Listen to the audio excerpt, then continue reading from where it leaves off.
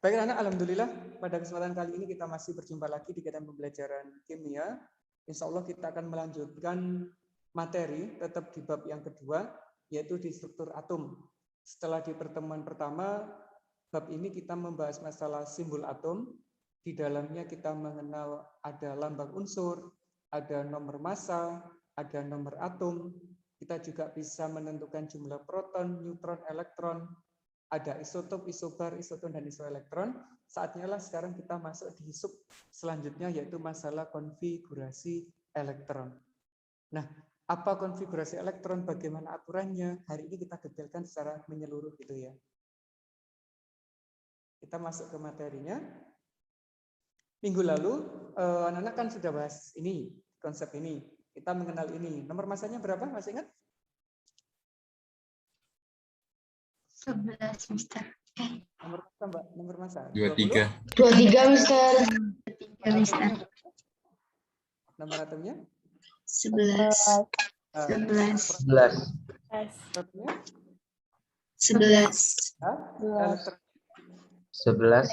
11. Neutron 12. 12. Ini adalah materi yang minggu lalu.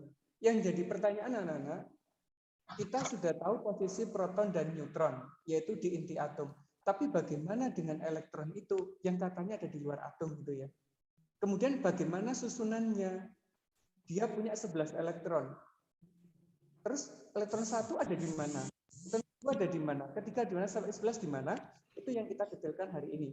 Nah, proses untuk mendistribusikan suatu elektron ke dalam kulit atom, nanti atom itu punya kulit, dikenal sebagai konfigurasi elektron.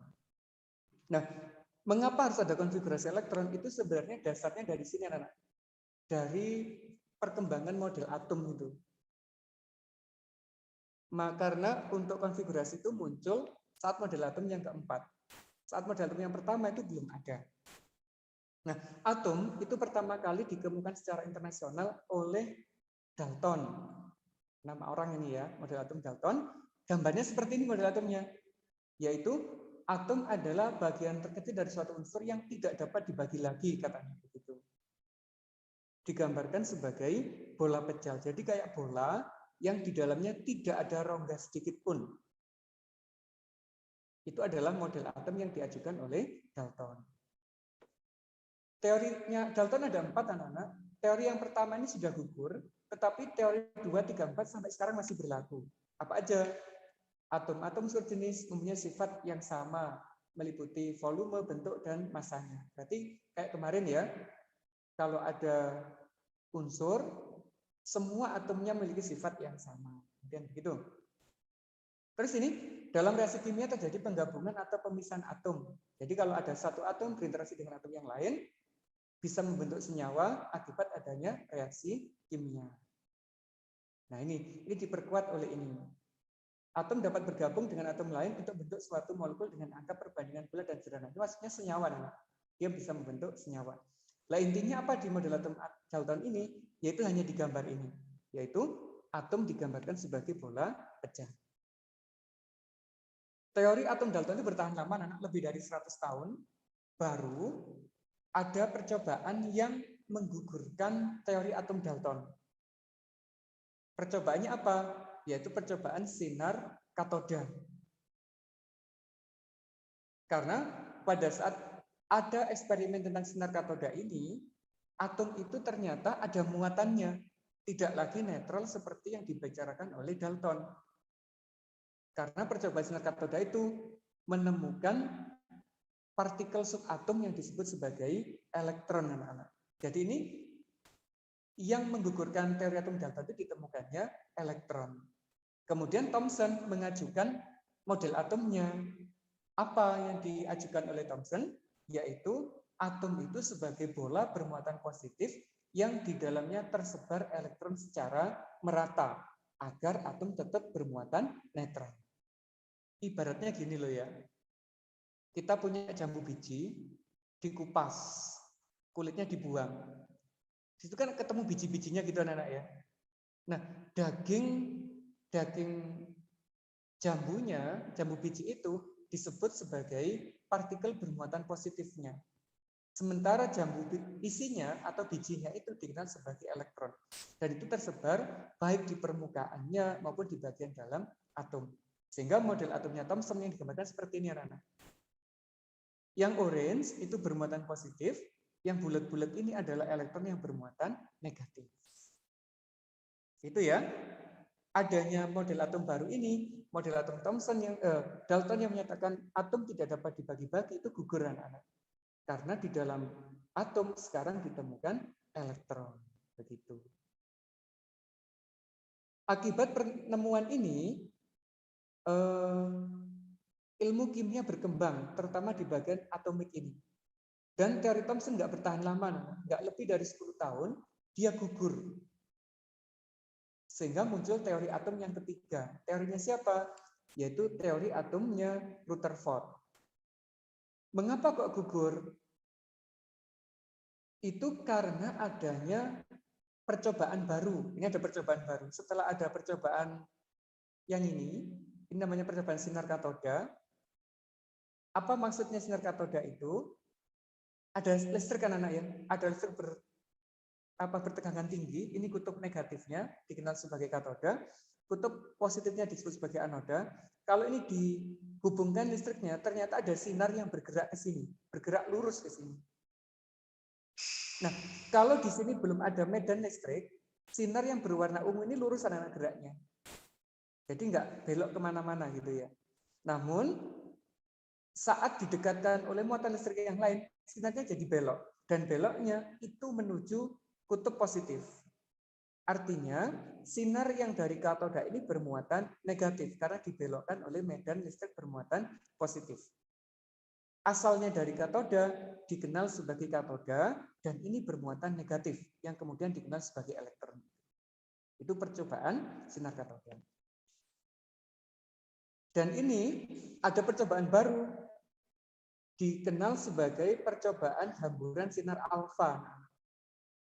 A beam of alpha particles. Jadi percobaannya menggunakan sinar bermuatan positif sekarang. Yang ditembak apa? Ada emas, ada lempengan emas. Ternyata jika sinar katoda ditembakkan ke lempengan emas, itu sinarnya ada beberapa kemungkinan, anak-anak. Ada sinar yang diteruskan, ini detektornya ya, detektor sinar. Ada yang dibelokkan, ada juga yang dipantulkan. Kemudian digambar seperti ini. Kalau yang dibelokkan itu berarti ada sinar belok ke sana. Kalau terus berarti seperti ini. Kalau balik berarti seperti ini. Nah, kemungkinan apa yang menyebabkan sinar itu bisa belok dan bisa balik? Ada ide, ternyata di dalam atom itu ada suatu inti yang bermuatan positif. Jadi munculnya inti atom, dikenalnya inti atom itu saat sudah belajar masalah model atom Rutherford. Sebelum ini belum ada. Nah. Inti atom itu bermuatan positif, makanya kalau kena sinar alfa yang bermuatan positif, sinarnya dipantulkan atau dibelokkan. Kalau nggak kena inti atom bagaimana? Kalau nggak kena inti atom, berarti sinarnya terus, karena melewati awan elektron itu. Dan yang terus itu jumlahnya lebih banyak daripada yang dibelokkan dan dipantulkan. Makanya kesimpulannya, atom itu ternyata paling banyak memiliki ruang-ruang kosong. Teori yang kelima ini. Hanya sebagian kecil yang terkumpul di inti. Ya, hanya sebagian kecil yang terkumpul di inti yang di dalamnya terdiri dari proton dan neutron itu. Proton bermuatan positif sehingga bisa memantulkan sinar alfa. Akibatnya model atom Rutherford sekarang berubah. Jadi ini anak-anak gambarnya. Ini adalah inti atom yang isinya proton dan neutron, kemudian di luarnya ada elektron yang bergerak dengan lintasan tertentu. Seperti apa? Seperti planet mengelilingi matahari. Makanya model atom ini dikenal sebagai model tata surya. Karena prinsipnya sama persis. Inti atom, proton dan neutron itu dianggap sebagai matahari, sedangkan elektron itu adalah planet-planetnya. Begitu. Nah, setelah muncul teori ini didebat banyak orang ternyata. Karena waktu itu ilmu yang berkembang kan fisika. Orang fisika ngomong begini, kalau elektron itu bergerak mengelilingi inti, padahal elektron adalah suatu partikel, apakah nggak kehabisan energi dia? Kok dia tidak jatuh ke dalam inti atomnya? Kok dia tetap eksis sebagai atom, sebagai elektron? Nah, itu nggak bisa dijawab oleh Rutherford ini. Sehingga model atom Rutherford-nya itu gugur. Diganti dengan model atom yang baru, yaitu model atom menurut Bohr. Bohr ini nggak ada percobaan sama sekali. Dia hanya memperbaiki teori gurunya. Rutherford itu gurunya Bohr. Apa yang diperbaiki? Diperbaiki cuma gini ternyata. Kalau ada inti atom, ada elektron, ternyata elektron itu bergerak melalui orbit-orbit tertentu. Di titik stasioner. Stasioner itu apa, Nana? Tidak ditarik oleh inti. Seperti itu loh ya. Satelit Telkom dan sebagainya itu kan mengorbit bumi ya, Nana. Mengapa mereka nggak jatuh ke bumi? Karena ditempatkannya satelit itu lepas dari gravitasi bumi. Jadi gravitasi bumi sudah tidak mampu menarik partikel itu lagi, tidak mampu menarik satelit itu lagi. Itu sama kayak di atom. Jadi elektron itu bergeraknya adalah di titik-titik seperti itu yang disebut sebagai titik stasioner. Kemudian dia punya orbit. Orbit itu adalah daerah mengorbitnya, daerah keberadaannya. Seperti ini. Terus ada kulit, ini ada kulit pertama, ini ada kulit kedua, ini kulit ketiga sebutannya gitu. Ini ada inti atomnya. Kemudian setiap kulit juga ada elektron yang menempati jumlahnya tertentu, anak-anak. Nanti kita bahas ya, berapa di kulit pertama, berapa di kulit kedua, berapa di kulit ketiga. Nah, terus apakah elektron bisa berpindah? Mungkin dari kulit 1, kulit 2, atau kulit 3. Ternyata bisa, anak-anak. Inilah yang menyebabkan terjadinya warna-warna itu yang kita kenal. Saat elektron itu berpindah dari kulit dalam ke kulit luar, dia menyerap energi. Namun saat dia pindah dari kulit luar ke kulit dalam, dia melepas energi. Nah, energi yang dilepas itu anak-anak berupa spektrum warna sesuai dengan panjang gelombangnya. Makanya kita mengenal ada warna merah, kuning dan sebagainya itu akibat perbedaan atau perpindahan elektron-elektron di dalam suatu atom. Begitu ya. Luar biasa praktik penjelasannya. Nah, saat elektron berpindah dari kulit dalam ke kulit luar, itu disebut sebagai proses eksitasi namanya. Di sini nggak tak tulis ya. Itu ada proses eksitasi atau proses keluarnya elektron dari kulit dalam ke kulit luar. Ini bertahan lama anak model atom ini. Sangat lama ini. Karena dianggap teori yang paling sempurna pada saat itu. Dia bisa menjelaskan stabilan atom karena elektron bergerak pada titik-titik stasioner. Baru saat ada kimia kuantum, nah ini yang paling baru ya. Sudah kimia kuantum, ada orang-orang aneh ini. Ada Louis de Broglie, ada Wolfgang Pauli, ada Erwin Schrödinger dan Heisenberg. Itu ternyata menyelidiki atom berbeda dengan yang dikembangkan oleh Bohr, ada perbedaannya. Elektron itu nggak pasti katanya ditemukannya. Nggak bisa ditemukan dalam kulit-kulit tertentu kayak begitu. Namun disebut hanya sebagai kemungkinan aja atau disebut sebagai probabilitas. Jadi elektron itu anak-anak saat mengelilingi inti tidak bisa dipastikan dia ada di mana, tapi hanya kemungkinannya saja. Disebut sebagai ketaktentuan Heisenberg atau probabilitasnya Heisenberg. Nah dari situ muncul teori baru. Ini di Broglie yang ngomong. Elektron itu bertindak sebagai partikel dan gelombang. Mengapa partikel? Dia punya massa. Kenapa kok gelombang? Dia bergerak acak. Elektron itu sulit diatur, anak-anak. Dia nggak bisa diatur, geraknya semaunya dia, kecepatannya juga sangat luar biasa. Makanya kalau kita anak yang super aktif gitu ya, yang sulit diatur dan geraknya nggak karuan, itu kita ibaratkan sebagai elektron gitu ya, nggak mau diem ya, boleh disebut kayak begitu. Nah makanya ada teori baru, penggambarannya harus berbeda, tidak lagi seperti yang digambarkan Bohr ini model atom itu, karena elektron bergeraknya bebas, nggak harus di dalam kulit-kulit seperti ini. Terus gimana gambarnya? Semacam ini anak-anak. Yang warna orange gelap ini itu adalah titik-titik kemungkinan ditemukannya elektron. Terus di sini ada jedah putih. Berarti di daerah ini itu sering sekali ditemukan elektron. Di sini jarang anak-anak. Yang putih ini jarang ditemukan. Terus di sini sering ditemukan lagi. Lah daerah sering-sering ditemukan elektron disebut sebagai kulit anak-anak. Ini inti. Ini adalah kulit yang pertama. Ini di kulit yang kedua sebutannya. Sehingga model atomnya digambarkan sebagai ini. Ini dikenal sebagai awan elektron. Awan elektron itu sama dengan kulit. Ini awan elektron pertama atau kulit pertama. Ini awan elektron kedua atau kulit kedua. Ini adalah model atom yang dipakai hingga saat ini. Begitu ya. Jadi sampai sekarang elektron itu tidak bisa ditemukan secara pasti, hanya kemungkinannya saja. Lah terus bagaimana susunannya? Susunannya itu ada di kulit-kulit ini. Terus bagaimana susunannya? Disebutkan, dijelaskan di dalam konfigurasi elektron.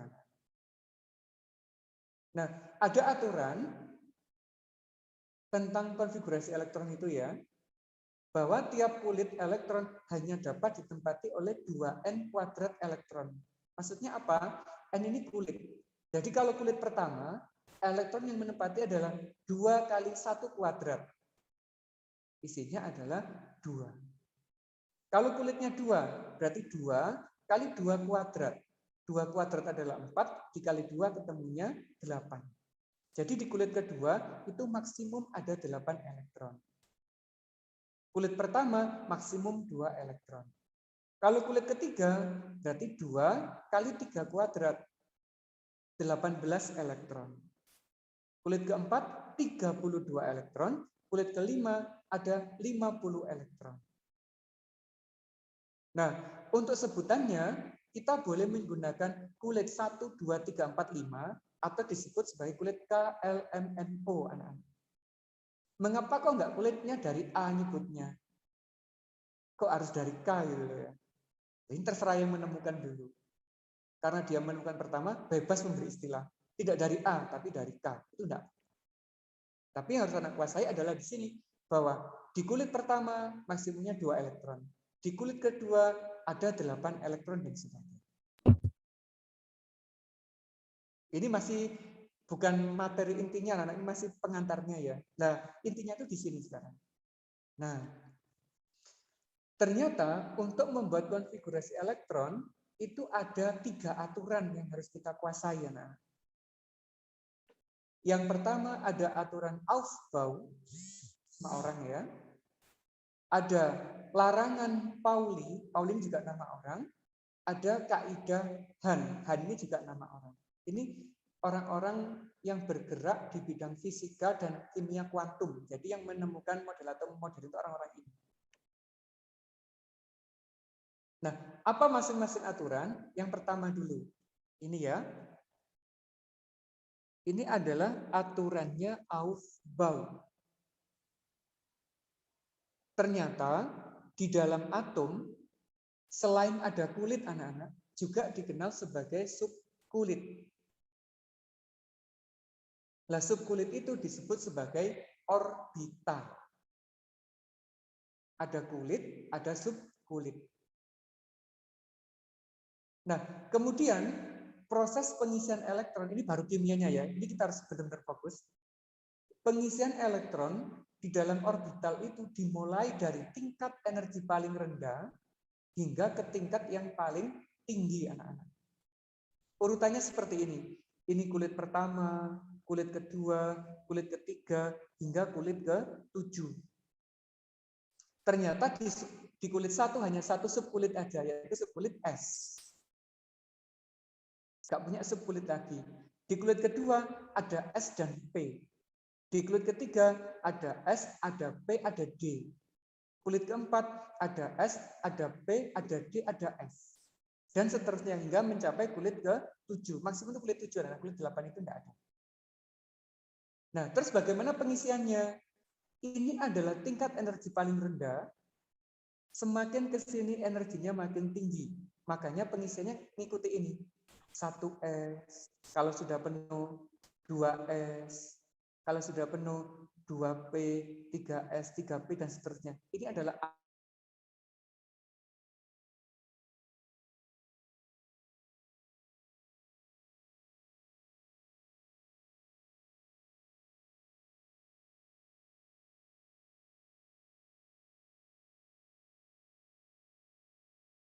ditempati oleh 6 elektron, maka pangkatnya 6.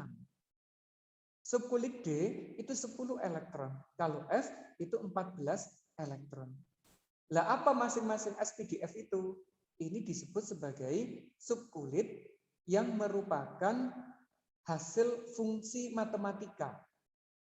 Jadi ini dari grafik-grafik itu anak-anak ya. Jadi ini nggak ngawur, hasil eksperimen. Lah bentuknya seperti apa?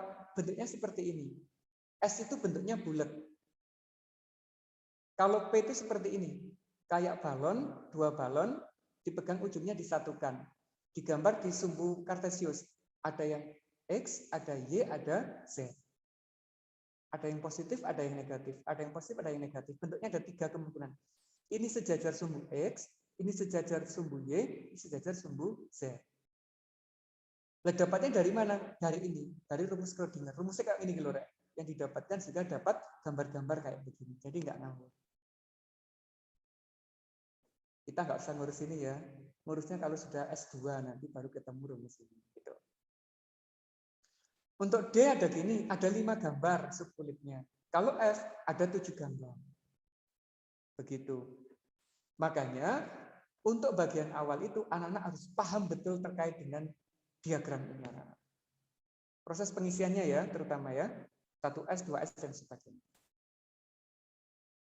Ini dikenal sebagai aturan Aufbau. Yang kedua, ada larangan Pauli. Larangan Pauli itu apa, Nana? Tidak ada 2 buah elektron yang memiliki bilangan kuantum yang sama.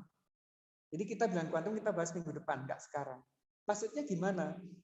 Kalau di subkulit S, isinya 2 elektron, itu penggambarannya begini, Nana. 1 menghadap ke atas, 1 menghadap ke bawah. Tidak boleh digambar menghadap ke atas semua atau menghadap bawah semua. Itu enggak boleh. Itu larangannya Pauli. Nah ini kita detailkan saat minggu depan. Elektron itu bergeraknya 2 macam, anak-anak. Searah jarum jam, ada yang berlawanan dengan jarum jam. Di dalam satu orbital, itu netral, harus berlawanan arah. Begitu ya, 1 atas, 1 ke bawah. Terus ini, ada aturan Hahn atau kaidah Hahn. Elektron yang berada dalam suatu orbital akan menempati orbit yang kosong dengan arah rotasi sejajar. Jadi kalau mengisikan elektron anak-anak, itu misalkan ada 3 kotak, dipasang menghadap ke atas semua. Kalau sudah penuh menghadap ke atas, baru dipasangkan menghadap ke bawah. Lah bagaimana proses pengisian ini? Kita bahas minggu depan, saat sudah mengenal bilangan kuantum. Karena hari ini targetnya masih di konfigurasi elektron. Begitu ya. Ini yang kita bahas minggu depan. Nah, inti hari ini adalah belajar bagaimana membuat konfigurasi elektron. Ini contohnya, anak-anak. Diagramnya sebagai kerpekan ini ya nanti ya. Kita ngerpek dari sini. Contoh pertama ini. Ada unsur hidrogen. Berapa elektronnya, anak-anak? 1. Kalau dia punya 1 elektron, bagaimana menuliskan konfigurasinya? Kita mulainya dari sini. Berarti 1S, 1. Nulisnya gitu, 1S, 1. Karena isinya adalah 1 elektron. 1 ini menunjukkan kulit keberapa, S ini menunjukkan subkulit apa, 1 ini menunjukkan banyaknya elektron. Sederhana ya yang ini ya. Kita ngambil contoh yang kedua. Ini berapa elektronnya? 2. Bagaimana konfigurasinya? Nulisnya begini. 1S, 2. Ikut ini ya. Nah, 1S, dia punya 2 elektron, diisi 2.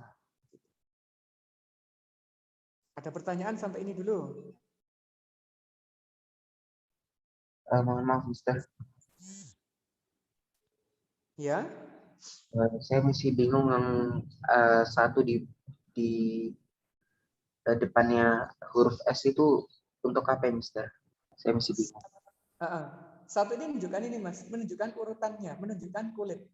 Jadi kalau dia punya atom hidrogen elektronnya satu, dia hanya punya satu kulit gitu. Nah satu kulit itu kulit pertama ditunjukkan dengan angka 1.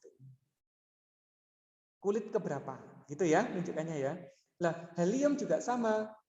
Karena elektronnya cuma 2, berarti dia punya satu kulit saja. Ada di subkulit S. Makanya 1s2. Begitu Mas Abu Bakar. Nah kita lanjut dulu ya biar nanti bisa paham. Selanjutnya ada litium. Berapa elektronnya? 3, Mister. Kira-kira bagaimana konfigurasinya? 1s pangkat 2S. 3. 1S pangkat 3. 2 apa 1s3? 2S pangkat 3. 2s. S. Nah, proses pengisiannya anak-anak harus tetap dari sini. Berarti begini, 1s2 sampai di sini sudah berapa elektron digunakan? 2. Masih 2. 2, Mister. berapa elektron? 3. Ada 3. Nah, sisanya itu berarti masuk di kulit berikutnya. Begitu. Makanya ini 2s sisa 1. Oh, gitu ya. Mas Abu Bakar langsung paham ini. Kalau contohnya masih 1, 2 belum paham. Kalau sudah banyak paham nanti. Lanjutnya, Be. Berapa elektronnya? 4. 4. Kira-kira gimana konfigurasinya? 2S2. 1s pangkat 2, 2s. 2S pangkat 2. Gampang ya? Ya. Oke. Lanjut. Kalau boron itu nomornya 5. Ini helium, litium, berelium, boron. Elektronnya 5. Kira-kira gimana konfigurasinya? 1s pangkat 2, 2S pangkat 2. 2s pangkat 2, S pangkat 1. Terus? terus 3s pangkat 1. Luar biasa. Paham ya? Bisa ya? Karena 5, ini maksudnya 2, ini 2, ini 2, sisa 1, larinya ke sini. Begitu. Paham ya cara ngisinya ya? Paham, Mister. Nah, sekarang karbon, isi elektronnya 6. Gimana konfigurasinya?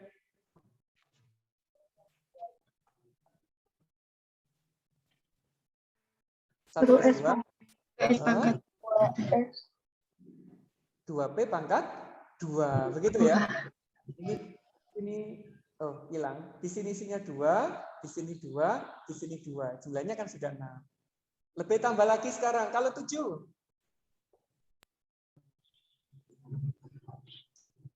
1S pangkat 1s pangkat 2, 2s pangkat 2, 2P pangkat 2p pangkat 3. 3. Betul. Gampang. Kalau ini tinggal nambahin di mana? Di P-nya aja ya. Jadi Di berapa P-nya, jadi P pangkat 4, Mister. Oh, kalau tak tambah lagi 9. P pangkat 5. P pangkat 5. Kalau neon 10. P pangkat 6. 1s pangkat 2, 2s pangkat. Iya. Gampang kan ya? Kalau tak tambah 11. 1s pangkat 2, 2s pangkat 2, 2p pangkat 5, 7. 6. Nah, iya, 6 terus? 2P pangkat 7. 2P pangkat 6. terus 1 pangkat 1 f pangkat 1. Nah, jadinya begini. Kenapa nggak boleh pangkat 7? Ayo, kenapa nggak boleh pangkat 7? Karena batas kulitnya hanya 6. Betul sekali, Mbak. Luar biasa. S tadi isinya 2, P tadi maksimumnya 6, D maksimumnya 10, F 14. Itu ketentuannya ya. Kalau 6 boleh, kurang dari 6 boleh, tapi lebih dari 6 nggak boleh. Untuk P begitu cara pengisian.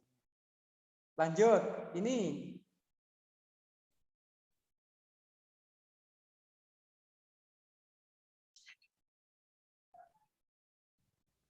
1S pangkat 2, 2S pangkat 2, 2P pangkat 1S 6, pangkat 2, 2S pangkat 2, 2P pangkat 6, 3S pangkat 3s pangkat 2. 2S pangkat 2. Gampang ya? Ngono re, mudah. Ini nomornya sampai 12 sekarang. Coba tak tambahin lebih tinggi. Yuk, 20. Ya apa konfigurasinya? Yuk. Cek kapok ini.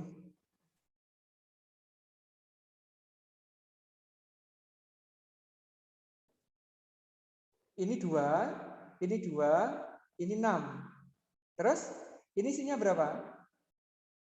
2, ke sini ya. 6. Sudah berapa itu? Sampai di sini berapa elektron misalnya?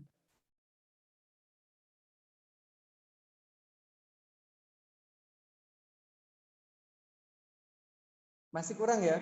Ternyata gini anak-anak. 1S2 di sini, 2, 2, 6. Ini 10, 12, 18. Lah sisanya 2. Larinya ke sini. Habis 3P ke 4S. Isinya adalah 2. Gitu. Bisa ya? Gampang kok. Caranya sama persis. Kalau ada 26 besi, ayo. Habis 4S2 kemana larinya? 3D. 3D, luar biasa. D-nya isinya berapa kira-kira setelah dari sini? 3D pangkat 6. Pangkat? Iya. 3D pangkat 6. Begitu ya. Paham anak-anak cara menuliskannya? Yang penting ikuti alur ini gitu ya. Kalau anak-anak ikuti alur ini pasti benar, nggak akan tersesat gitu. Pasti benar wes. Karena proses pengisian mengikuti aturan Aufbau ini. Kalau nomor atomnya 100 gitu ya apa Rek? Ya sama prosesnya. Ikuti aja alur ini sampai ketemu di mana terakhir. Bisa dipahami? Sir, terima kasih. Bisa ya? Oke, alhamdulillah. Keren anak-anak, luar biasa. Oke, kalau sudah. Ini khusus, Rek. Ini konfigurasi khusus ini. Hati-hati ya. Hanya berlaku untuk apa? Untuk D dan F. Selain itu enggak berlaku. D itu tidak boleh diisi 4, tidak boleh diisi 9. Ingat-ingat ya. D itu tidak boleh diisi 4, tidak boleh diisi 9. Kalau ketemu konfigurasi kayak begini bagaimana? Diubah jadi ini anak-anak. D-nya dijadikan 5, S-nya diambil 1. Lah ini loh ya. Ini kan 2 sama 4. Yang satu dipinjem. 1, 5. Begitu. Ini juga nggak boleh. Menjadi berapa? 1, 10. Mengapa kok seperti ini? Itu berhubungan dengan hasil eksperimennya anak-anak. Ternyata yang konfigurasi kayak begini itu enggak ada. Secara eksperimen nggak pernah ditemukan. Yang ditemukan itu seperti ini. Isinya adalah 1 dan 5. Disebut sebagai aturan setengah penuh. Ini disebut sebagai aturan penuh. Apa maksudnya?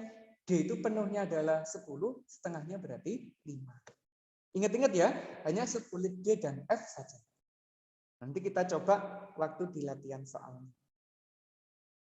Wes, untuk konfigurasi apakah ada pertanyaan?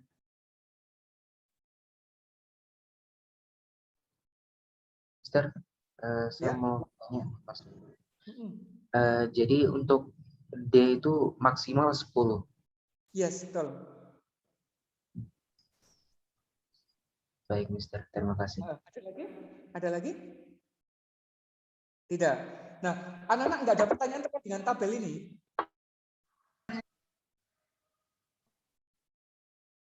Ini kok pendek ya konfigurasinya? Kok nggak ada 1S, 2S, dan sebagainya tadi? Nah, ini kita bahas ke depan ya, sekarang. Jadi biar anak-anak menguasai dulu bagaimana cara konfigurasi. Kenapa di depannya harus ada AR, kok nggak mulai dari 1? Ini minggu depan anak-anak. Nah, yang penting anak-anak paham ini tadi. Cara pengisian, menggunakan diagram Aufbau ini, kemudian paham D itu tidak boleh diisi 4, tidak boleh diisi 9, tapi menjadi 5 dan 10 dengan cara meminjam 1 dari S-nya. Paham ya? Oke, kalau paham tak lanjut. Waktu belajar kemarin kita juga mengenal ion anak-anak ya. Ada kation, ada anion. Di konfigurasi ini berlaku juga. Ada konfigurasi elektron pada kation, juga pada anion. Ini dipakai saat kita belajar ikatan kimia di bab selanjutnya nanti. Nah, seperti apa konfigurasinya? Ini contohnya, anak-anak. Natrium gimana konfigurasinya? 1S2, 2S2, 2P6, 3S1, begini ya. Nah, kemarin masih ingat natrium itu kalau membentuk ion muatannya berapa? Positif 1. Artinya dia melepas elektron. Lah sekarang anak-anak, dari 11 elektron ini mana yang dilepas itu? Apakah di kulit pertama, apakah di kulit kedua, apa di kulit ketiga? Terakhir Mas. Yang terakhir, luar biasa.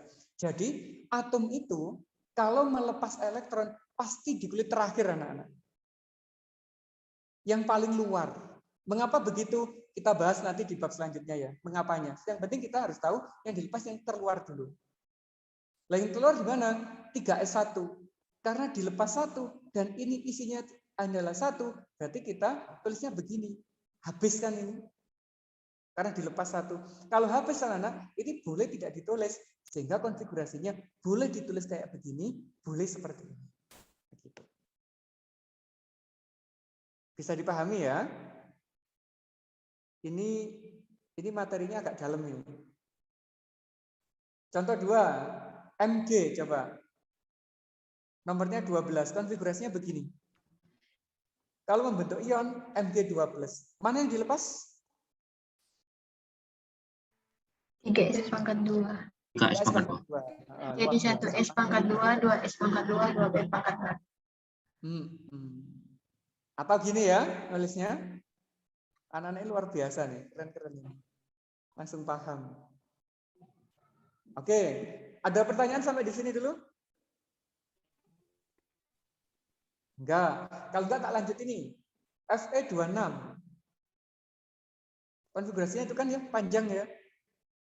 Berakhirnya di 4S2 3D6. Nah sekarang kalau dia melepas 2 elektron mana yang dilepas? 4S pangkat 2. Iya. Di 4S pangkat 2 apa di D? 3D pangkat 6. 3D pangkat 6. Soalnya paling terakhir. Luar mana, yuk? Lebih luar mana 4S sama 3D sekarang? 4S. 4S. Yang lebih luar 4S anak-anak. Kenapa? Ini kulit keempat, ini kulit ketiga. Jadi yang dilepas dulu adalah yang di kulit 4 ini. Jadi konfigurasi jadi begini. Nah, begitu. Atau ini. Yang dilepas selalu kulit yang paling luar. Gitu. Ternyata besi itu anak-anak tidak hanya melepas 2 dia. Bisa juga melepas 3. Ayo, melepas 3. Mana elektron dilepas sekarang?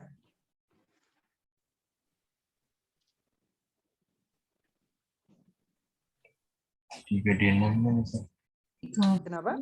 3D6. 3D6. Prosesnya sama, lepasnya. Kulit terluar dulu. 4S dilepas dulu. Dilepas berapa di 4S-nya? 2. 2. Masih kurang 1 kan ya? Lah satunya itu ngambil dari 3D.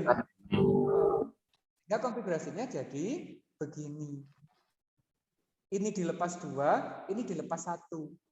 Menjadi 4S0 3D5. Atau ditulis jadinya begini. Bisa dipahami ya? Selalu kulit terluar. Ada pertanyaan?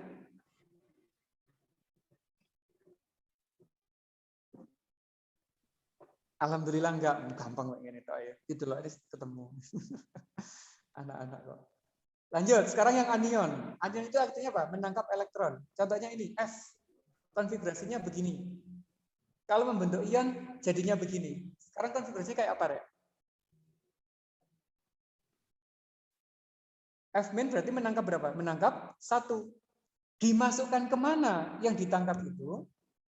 2P pangkat 6. 2P pangkat 5. Nah, luar biasa. Pinter gitu, luar biasa.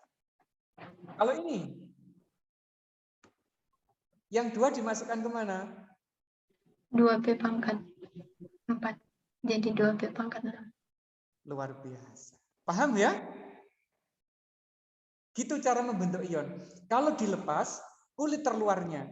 Kalau menangkap, ditaruh yang paling luar juga. Berarti prinsipnya sama. Kita lihat yang paling luar. Begitu. Nah, ini contoh soal yang akan keluar di tugas anak.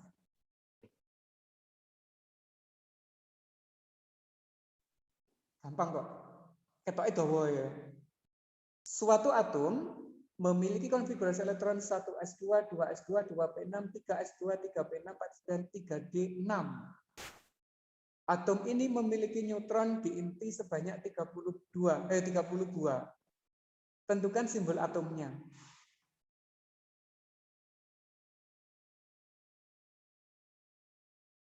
Yang dapat informasi dari sini apa aja, Nak? Yang pertama neutron ya. Neutronnya ada berapa? 30. Dari konfigurasi kita dapatkan apa, Nak? Jumlah elektronnya. Yang dikonfigurasikan elektron. Ada berapa elektronnya ini?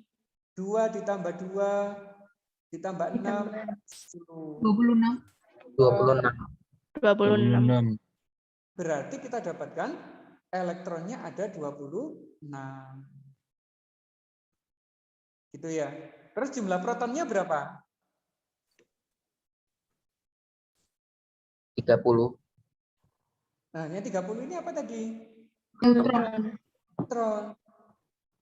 Lah protonnya berapa? 26 juga. 26. Kenapa kok 26, ayo? Karena elektron sama dengan Luar biasa.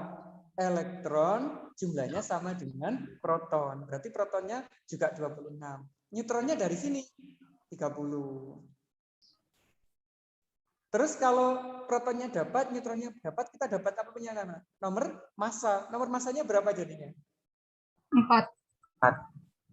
Hei. 26. 56. Ajak ketipu ya. Penjumlahan dari proton dan neutron. Simbol atomnya ketemu. Nomor massanya 56, nomor atomnya adalah 26. Protonnya 26, nomor massanya 56. Begitu. Ini soal olimpiade keluar kayak gini bisa ini. Kalau nanti dilatih kayak gini bisa ya? Insya Allah bisa. Gampang. Memang sengaja anak di kurikulum ini level soalnya harus lebih tinggi, mempersiapkan AKM gitu loh ya. Jadi harus membaca informasi dulu, baru kita dapatkan konsepnya. Lanjut, satu lagi. Sekarang kation anak-anak. Kation itu berarti ion bermuatan apa? Negatif. Positif, no, kation. Positif. Saat kation konfigurasinya seperti ini. Memiliki neutron sebanyak 12. Memiliki proton sebanyak 12. Simbol ionnya seperti apa? Yuk.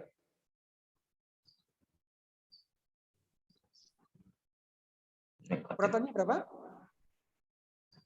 12. 12. 12. Jumlah elektronnya berapa? 12. 10. 10. Kan masih 10 gitu ya. Itu 12 kalau dia sebelum melepas, maksud saya begitu. Kalau setelah melepas kan dia punya 10. Nah sekarang jumlah neutronnya berapa? 12. Ini. Ada informasi di sini, 12. Nomor massanya apa? Proton ditambah neutron. 24. 22. Berarti simbolnya? 12. Kenapa kok 2 plus, ayo?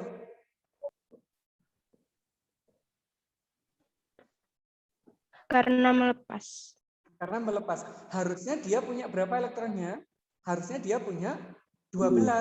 Karena protonnya kan 12 ya. Kalau protonnya 12, elektronnya harus 12. Tapi ini punya berapa? 10. 10.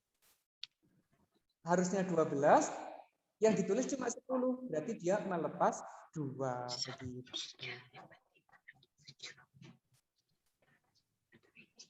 Gampang ya? Direk ya? Sederhana kok kayak begini. Protonnya 12 dari informasi. Jumlah proton kita tahu elektron.